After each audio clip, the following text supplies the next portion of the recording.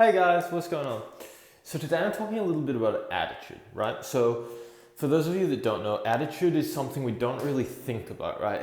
It's how we act in our daily lives, like the energy and the vibe that we bring into our everyday activities, right? That's kind of what our attitude is.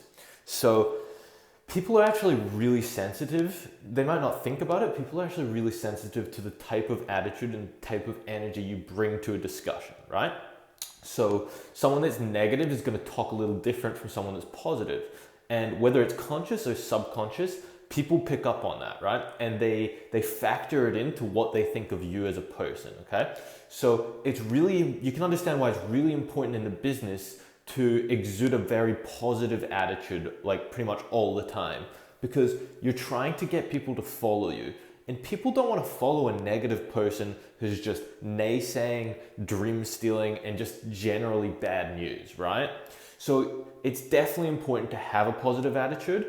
And basically, you can get your positive attitude through consciously thinking about it and making changes, reflecting on when you had a bad attitude, why you had a bad attitude, and putting in like fixes for the future, basically, right?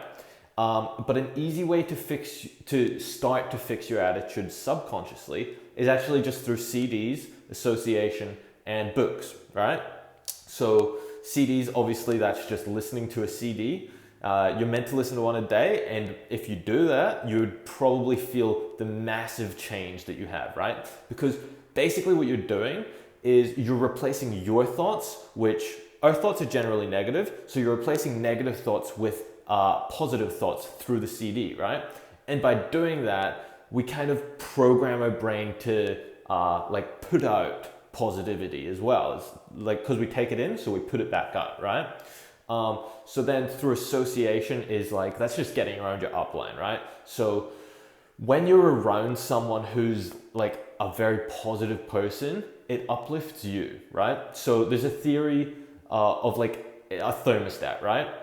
So if you think about how positive you are as like the temperature of a room, right?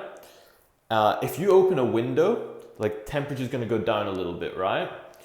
But when you close that window back up, it's gonna cool back to the same thing, right? And only very large like changes, like environmental changes, could make a difference, right? So that's kind of what happens with association, right? So if your upline has a thermostat of, I don't know, like 50 degrees and you're at 30 degrees, when you get around them, you kind of meet in the middle, right? You kind of get a bit closer. And by doing that, you elevate yourself. You might bring them down a little bit, but when they get back around their upline, they listen to their CDs, they'll get back up, right? And so you can understand why association is so important then, not just with your upline, but with your group as well, okay? So CDs and association, and obviously books. Books are very similar to CDs in the way that they kind of replace your thoughts with positivity, right? So there's a saying, right? Rising tide lifts all ships, right? And basically in this business, it's the only business in the world where you're gonna be able to sit down with competitors who have succeeded, and they're gonna tell you how they succeeded, and they're gonna show you how to do what they did, right? It's the only business in the world where the competitors are gonna give you an advantage, because it helps them to help you. That's why they're doing it. So you don't have to trust some like generosity of spirit from them. You can trust their selfish intentions, that when you do better, they do better, right? So the business is very unique in that manner, in a few manners, but particularly in that manner. It gives it like a very unique strength, right? And you can definitely understand why, right? So I'm going to talk a little bit about like what happens when we're in school, right? So when we're in school, we get a lot of like feel-good, politically correct like rules thrown at us, right? And we get these attitudes instilled in us, which is just like participation medal, you know? There's no such thing as winners, which like it's nice, sure. But in the real world, there's no such thing as a participation medal, right? You get success based on results. You don't get success based on trying, okay? So there's kind of a few rules where like you need to take these in mind. If you haven't already, like most people make the adjustment themselves, but if you don't think that you've made this adjustment, you need to implement these rules straight away, right? So the first thing is Life's not fair, get used to it, right? Life is never going to be fair, okay? It's always survival of the fittest, right? So it's not fair. It's fair in its opportunity that you have every opportunity to succeed, but it's up to you to take that. You don't get rewarded equally for not doing anything while someone else is doing everything, okay? So the second rule is the world won't care about your self-esteem until you accomplish anything, right?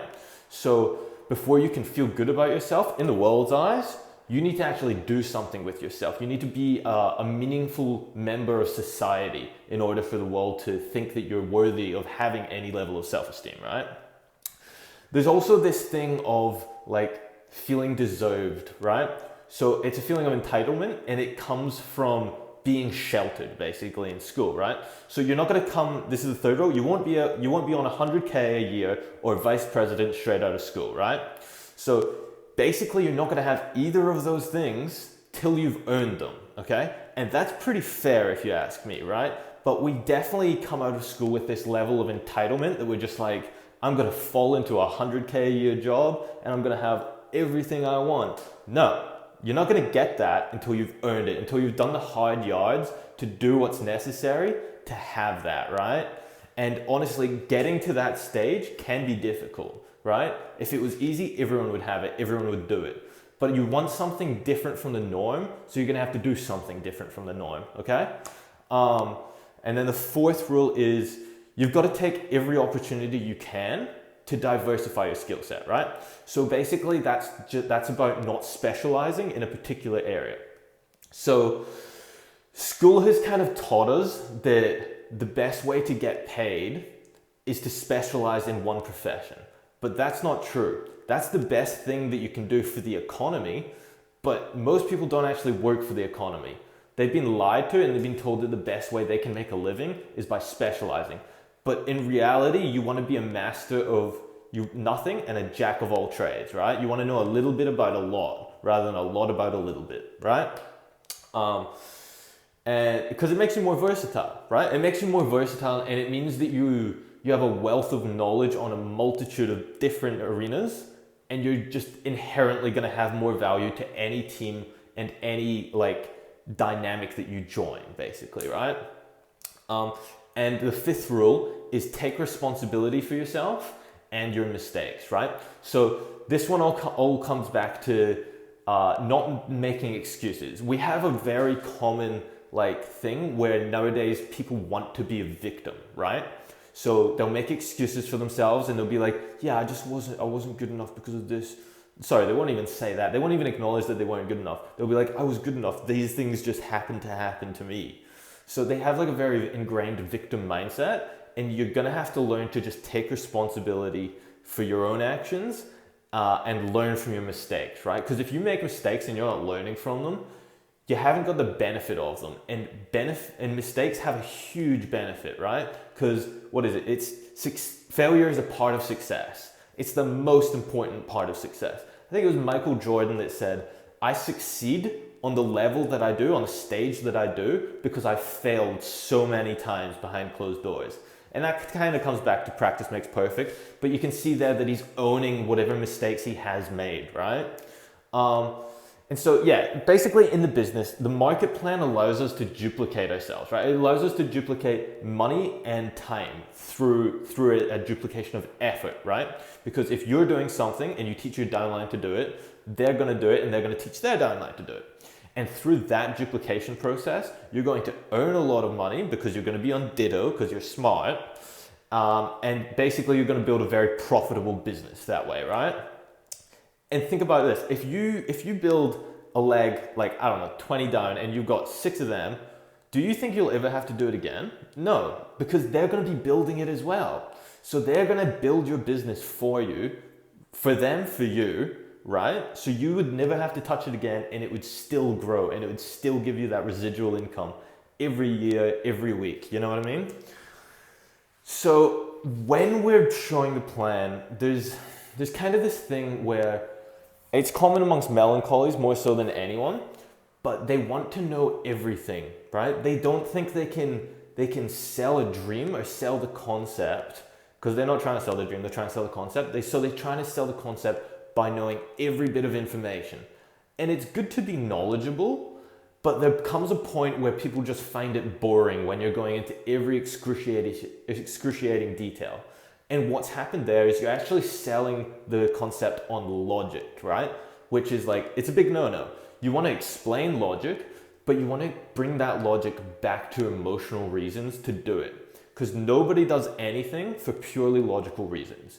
You have to tie it to emotion, or else people just aren't going to find the motivation to do it. Because in the end, we are like emotionally motivated people, emotionally dictated like beings, right? We're not computers. We're not just like, oh, this has been input, so this happens. No, you have to kind of leverage your own emotional system against yourself for yourself, if that makes sense. So you need to keep it simple, right? You need to tie what they're going to be doing to the dream, okay? And by doing that, you'll have a true partner, basically, right? And yeah, just some last thoughts is like, it's kind of like YOLO, which like I don't want to say it in this video, but it is kind of like YOLO. But you're only this age once, right? I'm 23. You're only 23 once. So are you gonna let that moment, that year, slip by like you've let all the years past? Or are you gonna take a hold of it and are you gonna do something with it, right? I know personally, I'm trying to do something with it and I'm trying to get something done, all right? So have a good night, guys.